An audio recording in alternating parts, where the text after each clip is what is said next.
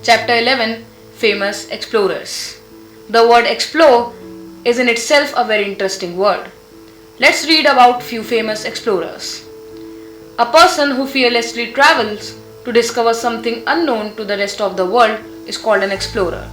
Throughout centuries, some brave explorers have been traveling around the globe to discover new lands, people, and animal species.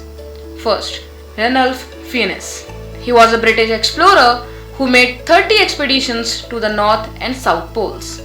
He was also a writer and poet who holds several endurance records. Second, John Glenn.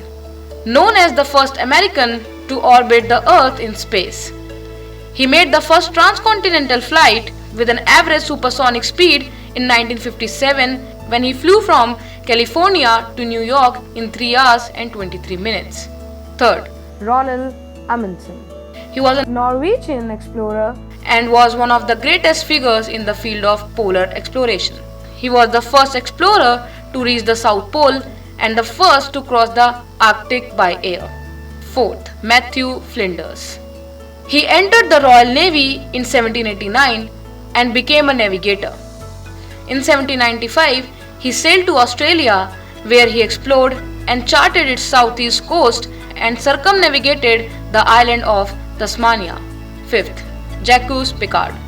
He was a scientist who helped build several machines for exploring the world's oceans. He also became the first explorer to reach the bottom of Mariana Trench. Sixth, Louise Arner Boyd. She was a self-taught polar scientist and photographer and the first American woman to lead Arctic expeditions, where she mapped uncharted regions of Greenland, creating photographs that provide critical information to climate change researchers today. Seventh, Charles A. Lindbergh. An American aviator, one of the best known figures in aeronautical history, remembered for the first non-stop solo flight across the Atlantic Ocean that made traveling by air acceptable. 8th, David Livingstone.